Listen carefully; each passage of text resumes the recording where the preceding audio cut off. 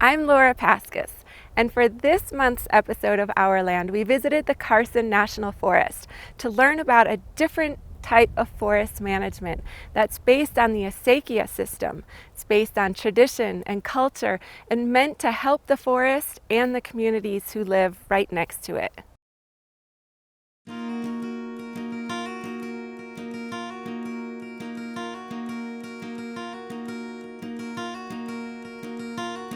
A few years ago, J.R. Logan looked out across his backyard in San Cristobal in northern New Mexico.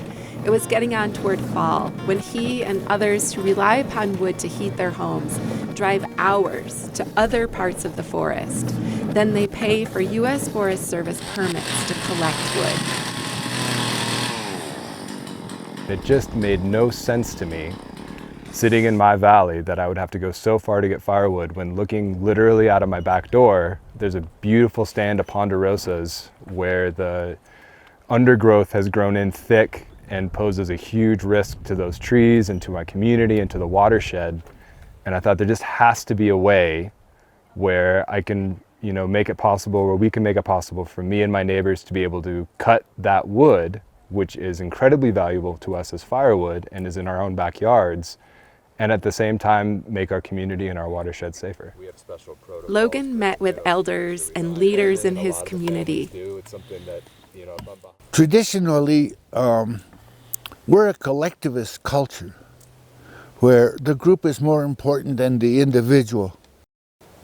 They got to talking about how to create a forest council and structure it as a community development project. They talked about acequias, land grants, and the long history of participatory democracy in northern New Mexico. The governance, instead of creating a new system of governance, let's use the old ancient institutional forms of organization that we've had here for centuries, 300-400 years. And that is, the distribution of water has had a very appropriate and very successful governance system. The land grants also have had a long history of governance, very democratic, very participatory. Parciantes, what it's called parciantes when it comes to a ditch. A parciante is a person that has a piece of land that needs irrigating. So they needed a mayordomo to oversee that. They worked with the Carson National Forest, wrote a grant proposal, based bylaws on acequias and land grants, and they created the Cerro Negro Forest Council. Here, there are almost 300 acres of pinyon, juniper, and sage forest lands between the villages of San Cristobal and Valdez that need to be treated, thinned, so the forest is healthier, so it's closer to how it was before the U.S. government implemented fire suppression policies. Our project in particular is designed to remove fuels that otherwise would really ramp up and supercharge fire behavior were we to see a fire occur in this area. When the U.S. government stopped letting forests burn, they became overcrowded with smaller trees, all competing for water and sunlight and becoming additional fuel for wildfires, feeding them, along with drought and rising temperatures, to burn hotter and bigger than in the past. This isn't a restoration project like you might see in Ponderosa Pine, where we're truly restoring an ecosystem to a place that it was millennia ago. Rather, this is restoration for the benefit of people, but also the benefit for the environment, in the sense that we're preventing what would otherwise be an uncharacteristic fire, especially as we see, the climate getting warmer, hotter, and drier over the long run.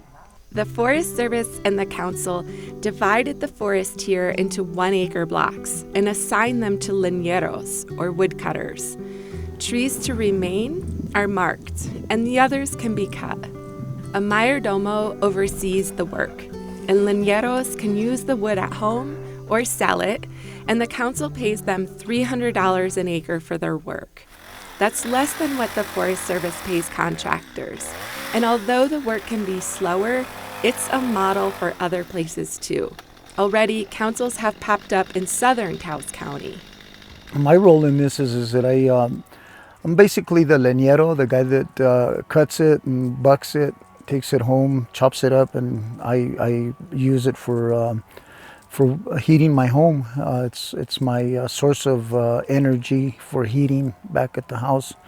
But yeah, I've been on this. I've already accomplished 3 1-acre blocks, and I'm currently working, just about finishing up my 4th.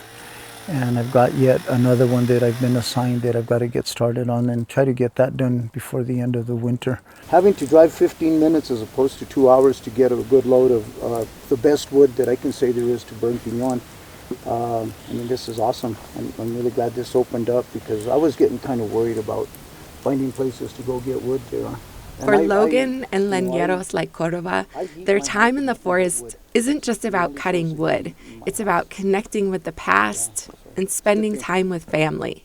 Sometimes I just come out here and just sit around. I work really slow, and I'm always looking for deer, of course. Now that it's so open after they've cleaned this up, I mean, you can really, you see more and of abundance of deer than what we used to in the past. Historically, the relationship between the U.S. Forest Service and communities in northern New Mexico has been fraught, to say the least. The federal agency took over common lands when it was formed in the early 20th century, pushing people off their grazing lands and hunting grounds, requiring permits for wood cutting and piñon gathering. Closing access to the forests people had visited for generations. This council is a step toward healing, not just the land, but communities. North side. I think the situation right now is really nice in this respect, that we're working with the Forest Service. Forest Service is cooperating with us. We're cooperating with them, and things are getting done. In some cases, not in all cases, is where a family comes out, mom and dad, and they bring 2 or 3 kids with them, and they're all helping, and then of course they take their little breaks for their little lunch or whatever, which is amazing. It's like nice.